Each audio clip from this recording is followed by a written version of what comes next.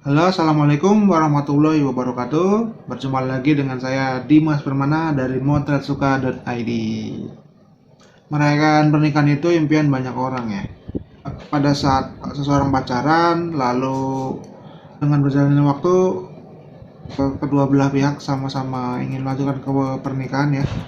Mereka punya impian, ingin dirayakan, ataupun punya pilihan lain seperti nggak usah dirayakan tapi cukup di KUA saja. Ya, seperti yang tren baru-baru ini, banyak anak muda yang lebih memilih untuk menikah di KUA. Karena apa? Ya karena biayanya lebih ringan dan uangnya ingin digunakan oleh mereka seperti ingin berjalan-jalan keliling dunia atau menabung untuk membeli rumah. Oke. Dan baru-baru ini ada dua pihak keluarga ya yang merayakan pernikahan biasa seperti umumnya masyarakat Indonesia, yaitu memanfaatkan ruang yang ada ya. Dalam hal ini kedua belah pihak merayakan pernikahan di pinggir jalan. Kalau teman-teman sempat ingat dan pernah mengalami, kalau ada keluarga yang sedang menikahkan anaknya, itu biasa separuh pinggir jalan, bisa juga separuh jalan itu di stop ya, lalu di pinggir jalannya lagi itu ada panggung dengan sound system yang kalau kita lewat itu sudah menggetarkan kendaraan kita ya kan. Jadi yang saya rasakan itu semakin besar suaranya itu semakin kayak terlihat megah gitu ya, semakin terlihat wah gitu. Saya pernah lewat suatu jalan ya. Lalu ada 2 sampai 3 acara pernikahan itu di bulan musim kawin ya. Musim kawin tuh habis lebaran lah. Itu saya lupa.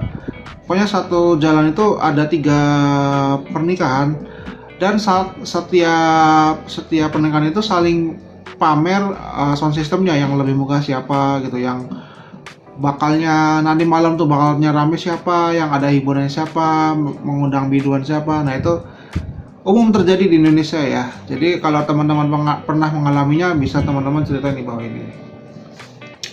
Dan baru-baru ini juga ada yang heboh ya di jagat dunia maya, yaitu ada sebuah pernikahan yang dilaksanakan di jalan raya yang besar ya. Jadi jalan raya utama lah kira-kira seperti itu. Jadi pernikahannya itu nggak makan jalan sih, hanya di pinggir jalan. Dan ada satu sesi. Jadi biasa kan kalau sesi-sesi pernikahan itu biasanya setelah ijab kabul lah, intinya setelah ijab kabul sah gitu kan. Lalu ada acara seperti sungkeman gitu. Nah setelah sungkeman itu biasanya lanjut ke acara selanjutnya gitu. Tapi sebelum menerima salaman dari para tamu gitu ya, pengantin itu biasanya disediakan satu sesi oleh keluarga WO atau kesepakatan sendiri, ingin melepaskan sesuatu lah gitu. Ada yang melepaskan balon, ada yang melepaskan merpati ya. Yang belum pernah terjadi sih melepaskan kambing-kambing atau ayam ya. Ini juga bisa dicoba kalau ada yang pengen pernikahannya nggak biasa. Nah di video ini yang viral di TikTok itu dari namanya itu akunnya Makeup by Ande. Jadi dia merekam sebuah momen dimana ada 2 sisi jalan ya, kanan arah saling berlawanan di sisi timur barat contohnya gitu. Lalu di stop untuk satu sesi melepaskan balon. Itu menurut keterangannya tuh 2 hingga 3 menit. Nah, kalau kita di dalam pihak keluarga sih mungkin wajar ya, kalau kayak saya sebagai keluarganya atau ada lagi kerabatnya, mungkin kalau kita terlibat di dalamnya tuh kayak oh biasalah, ya sudah, hanya sebentar nih sesi abis setelah ini pun nggak ada acara di luar lagi, hanya acara di dalam gitu ya, tertib lah seperti biasa. Nah ini sebelum acara itu ceritanya 2 hingga 3 menit menyetop kendaraan untuk sesi melepaskan balon. Biasa kan kalau ada sesi melepaskan balon itu sebelum melepaskan balon saja sudah ribet ya, mengatur keluarganya gitu untuk sesi foto. Sebelah sini keluarga ini, sebelah sini keluarga sebelah sini, nanti sebelum dilepaskan nanti aba-aba dulu sampai hitungan berapa. Nah itu ada apa namanya, pemberitahuan dulu kan biasanya sebelum melepaskan balon itu. Nah ini itu saja memakan waktu, dan pada saat acaranya sendiri itu, pada saat melepaskan balonnya itu sendiri, nanti ada aba-aba, belum lagi kalau misalkan ada yang gagal gitu kan. Singkat cerita akhirnya dilepaskan, dan acara sesi lepas balon berjalan lancar. Namun tanggapan oleh netizen ya itu sangat berbeda dengan tanggapan dengan apa yang diharapkan dari keluarganya sendiri. Banyak netizen yang menghujat ya kan, karena ini merampas hak-haknya. Bagaimana kalau ada kejadian darurat segala macam. Nah, oke, untuk lebih jelasnya lagi kita saksikan video berikut ini. Jangan pernah kau sakiti aku lagi, cobalah untuk lengkapi hidupku. Ku ingin menjaga dirimu, tak akan pernah ku sakiti kamu.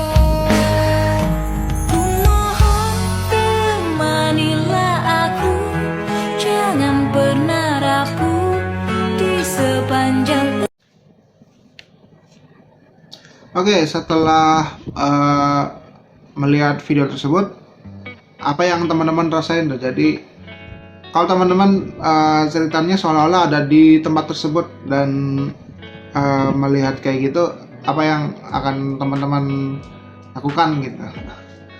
Oke, video itu udah sempat juga di-post ulang di akun motetsuka.id, dan boom, tanggapannya itu sangat beragam, dan itu ternyata kayak bener-bener dirasain gitu oleh hampir sebagian teman-teman yang follow Motetsuka ya. Jadi kayak unek-uneknya dikeluarin semua dengan melihat kejadian itu, kayak mereka pernah ngalamin juga, dan itu sangat mengganggu, sangat tidak nyaman dengan keadaan kayak gitu. Dan kita bisa lihat di komen-komennya ya. Oke, kita bacain tapi kita nggak sebutin namanya ya, karena ya yang penting komennya. Kalau teman-teman mau lihat ada di Instagram Motetsuka. Kita bacain. Jadi zolim sama pengguna jalan, wih.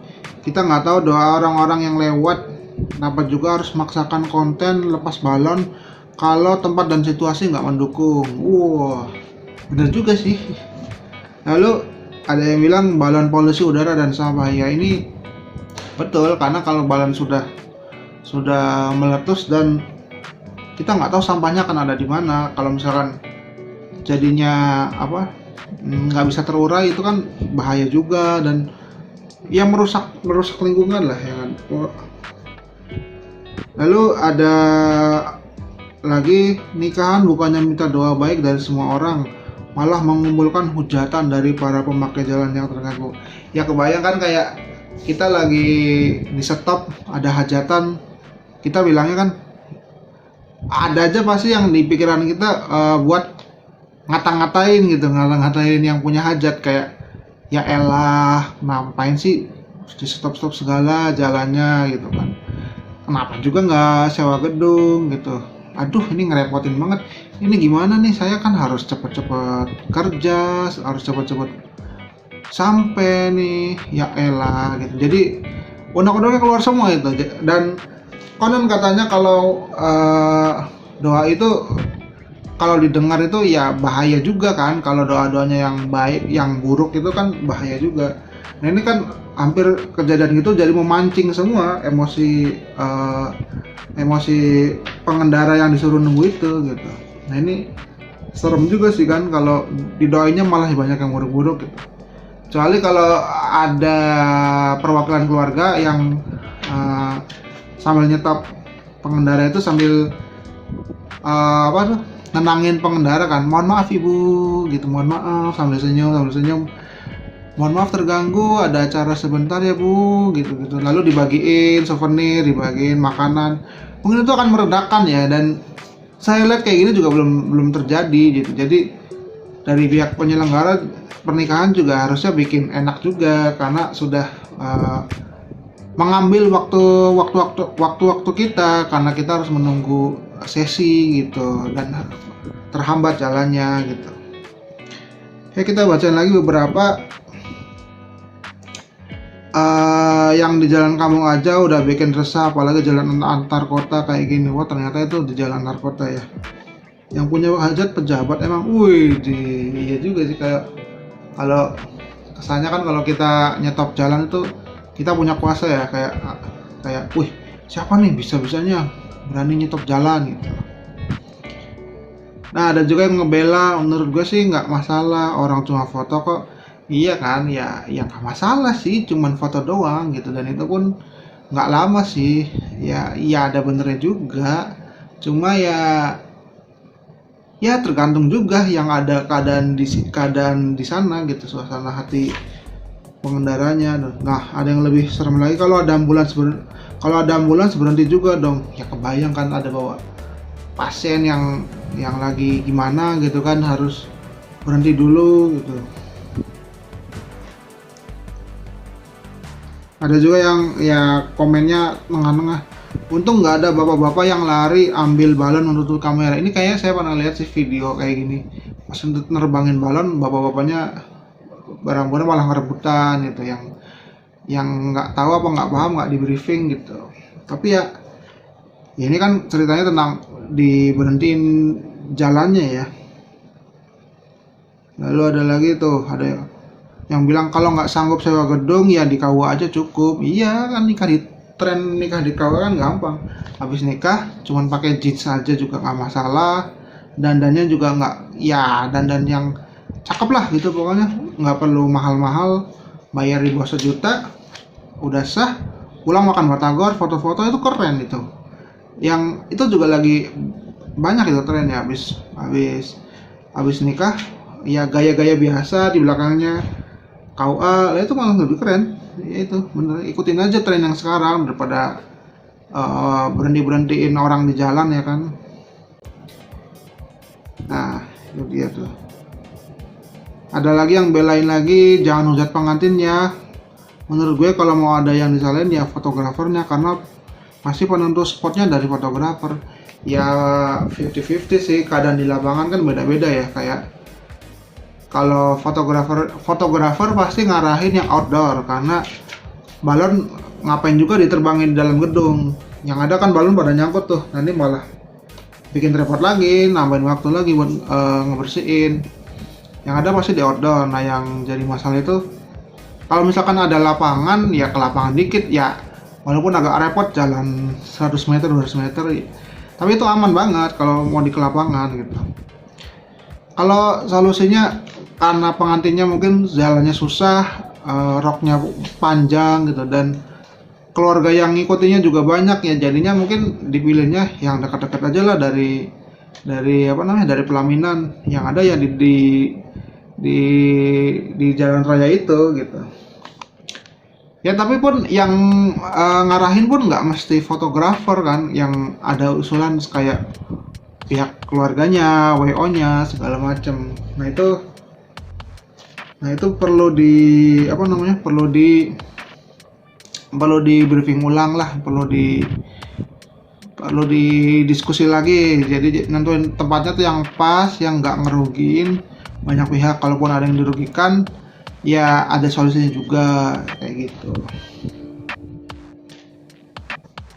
Pertanyaan-pertanyaan yang muncul ya dalam komenan ini ya. Jadi saya coba merangkum apa sih, ada jalannya nggak sih kalau kita situasi kayak gini, karena kita nggak menutup kemungkinan tetangga kita gitu kan, atau malah saudara sendiri nanti bakalnya yang nikahnya di pinggir jalan gitu. Jadi sebenarnya boleh nggak sih, pertanyaan yang pertama ya, boleh nggak sih kita menyerayakan pernikahan di pinggir jalan? Nah, ini saya sudah cari-cari dan ada juga nih, ada apa namanya, ada peraturannya itu ternyata boleh, karena asalkan ada izin gitu, asalkan diberi alternatif. Jadi misalkan jalan utamanya sini gitu, lalu di stop di ujung sana, nanti kendaraan tuh bisa lewat jalan lain gitu, diputerin dikit gitu, dan ada yang jagain seperti itu. Jadi tidak hanya di stop tapi diberi alternatif jalan gitu. Ini ada undang-undangnya kok. Kalau teman mau tahu undang-undang seperti apa, kita lihat ini undang-undangnya. Baik, untuk menjawab pertanyaannya apakah boleh mengadakan hajatan di depan rumah, ini sumbernya dari berita99.co ya. Bolehkah mengadakan hajatan di depan rumah? Aturan penggunaan jalan untuk kepentingan pribadi tertuang dalam Perkapolri nomor 10 tahun 2012 berikut. Pasal 1 angka 9, penggunaan jalan selain untuk kegiatan lalu lintas adalah kegiatan yang menggunakan ruas jalan sebagian atau seluruhnya di luar fungsi utamanya. Lalu ada pasal 127 ayat 3, jalan umum yang digunakan untuk kepentingan pribadi masuk dalam kategori jalan kabupaten atau kota atau desa. Intinya, jalan depan rumah bisa dipakai dengan catatan kegiatannya telah mendapat izin dari ketua RT serta warga setempat. Sementara penggunaan seluruh badan jalan harus ada izin aparat kepolisian. Nah, oke, itu biar teman-teman jelas ya. Jadi yang penting ada solusi, yang penting udah ada izin ke RT, izin ke tetangga. Itu biasanya kalau masyarakat desa lebih paham ya. Jadi izin ke tetangga, nanti bawain kue nih. Nanti saya mau ada nikahan tanggal segini, ngapunten, nanti jalannya di stop. Nah kan kayak gitu ya di budaya desa. Salah satu enaknya budaya di desa, mungkin juga di kota juga ada ya kayak gitu.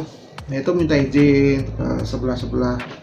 Lalu kalau udah izin, kita koordinasi ke desa. Kalau tempatnya lebih luas lagi jalan raya, itu masuknya berarti ke polsek ya, polisi yang ngatur lalu lintas gitu. Nanti izinnya seperti apa, nanti ada pengamanannya seperti apa, mungkin ada biaya-biaya, saya kurang paham juga. Yang penting koordinasi lah, dibikin enak semua gitu. Nah itu tugas pihak panitia dan pihak keluarga itu sebelum acara. Nah pertanyaan sendiri, untuk fotografer dan videografer boleh nggak sih merekam atau memotret di pinggir jalan? Nah kalau menurut saya memotret di pinggir jalan itu ya nggak masalah,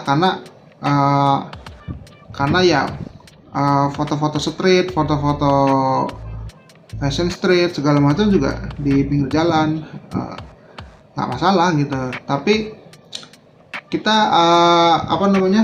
ada yang jadi permasalahan itu, ada tempat-tempat yang nggak boleh difoto gitu. Jadi ada bangunan umum kayak museum, kayak markas tentara tuh, saya pernah dengar juga, pernah baca juga dilarang memotret di area tentara gitu.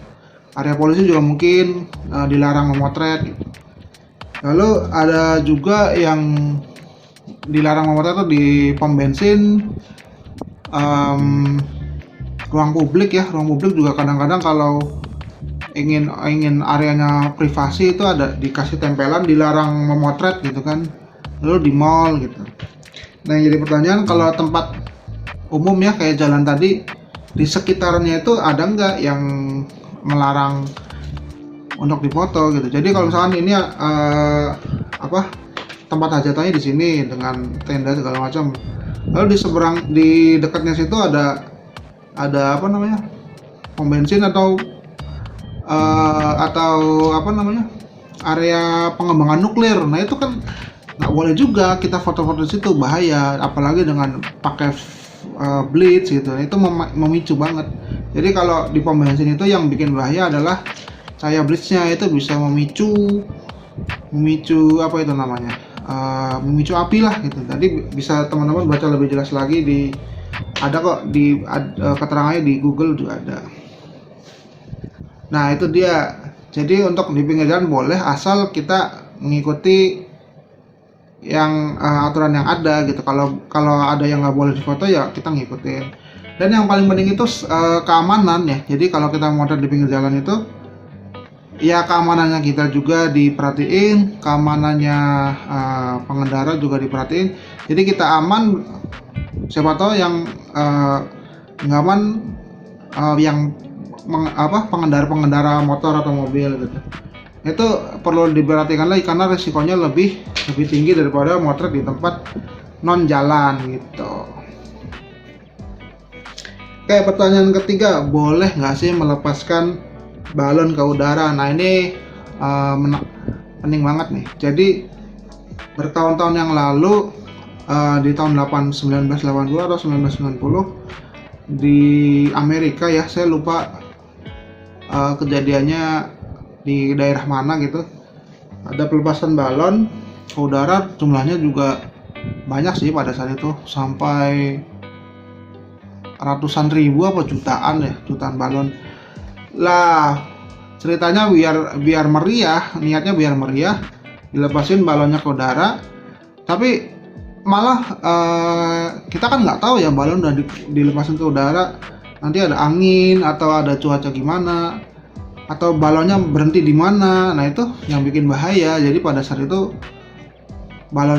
jutaan balon dilepaskan, mengganggu penerbangan, mengganggu burung-burung yang lewat juga terganggu. Bahkan balonnya sudah habis gasnya, jatuh ke laut, pada akhirnya lautnya tercemar, jadi mengganggu kapal-kapal laut di situ gitu. Bahkan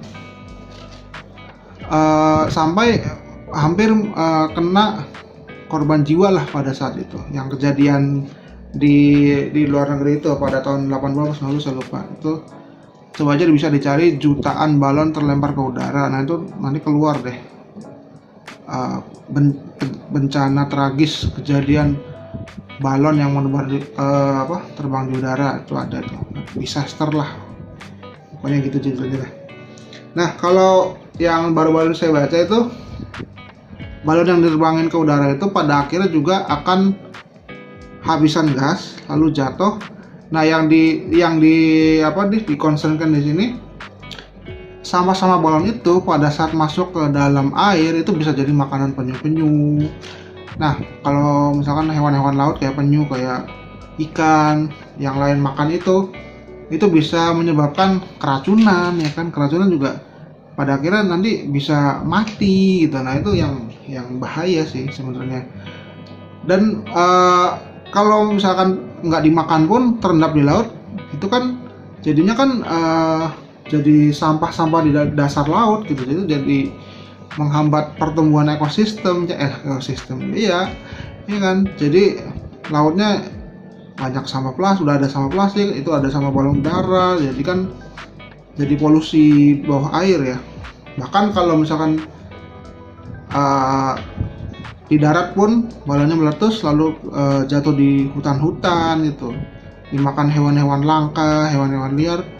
Nanti kalau mereka keracunan mati ya kan, jadinya punah. Nah itu kan serem juga gitu. Jadi bahayanya kita nggak tahu balon yang kita lepasin itu akan jatuh kemana, tapi pada akhirnya itu pun akan membahayakan makhluk lain. Nah itu. Oke teman-teman, semoga bisa clear ya. Jadi itulah pertimbangannya pada saat kita mengadakan acara di pinggir jalan. Bahkan kalau kita ada ditugaskan memotret atau memvideo, yaitu yang perlu diperhatikan itu ya kan, izinnya gimana, lalu yang kedua tempat itu aman nggak buat difoto gitu. Yang ketiga ya kalau bisa kita menyarankan jangan ada terbangin balon kayak kita nerbangin burung lah gitu. Itu juga burung saya belum tahu pasti sih itu bagaimana itu dengan keamanannya burungnya itu. Yang pasti ya apalah yang aman gitu, kayak melepaskan ayam-ayam gitulah, itu lebih aman juga itu. Jadi kamu tahu bawa ayam kan pulangnya. Nah kalau atau lebih yang tradisional lagi ya apalah gitu, pelepasan seremonialnya ya, kira-kira gitu deh. Kayak ya masih banyak sih ininya, variasi-variasinya, ide-idenya gitu yang lebih kreatif. Oke, jadi bagaimana teman-teman untuk video yang beredar itu bisa jadi tanggapan ya. Jadi kesimpulannya adalah boleh sebenarnya boleh nggak sih di pinggir jalan? Ya boleh, asal ada izinnya, lalu ada alternatifnya buat pengguna jalan yang terhambat waktunya, dan gimana caranya sih biar kita penyelenggara juga mengenakan hati yang kita udah ambil waktunya itu ya gitu. Siapa tahu sambil diberhentikan kita tawarkan makanan atau minuman atau souvenir gitu kan, yang maksudnya biar enak lah, biar jangan sampai keluar doa-doa yang menghujat, doa-doa yang menghujat. Jadi udah kita berhentiin yang kitanya bahagia tapi merekanya dongkol. Nah itu kan nggak enak ya kan? Kita ada acara bahagia kalau doanya nggak enak-enak, kalau ada doa yang didengar ya nauzubillah sih, kita nggak tahu juga gitu. Yang pasti ya itu dibikin enak lah antara kita penyelenggara dan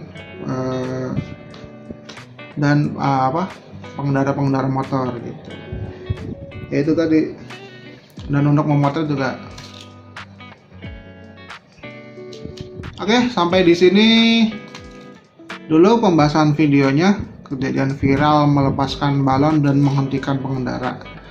Bagaimana teman-teman, sudah puas atas jawabannya? Kalau ada tambahan bisa di share di komen, dan kalau teman-teman merasakan video ini bermanfaat bisa disebarkan. Oke, terima kasih sudah menonton. See you.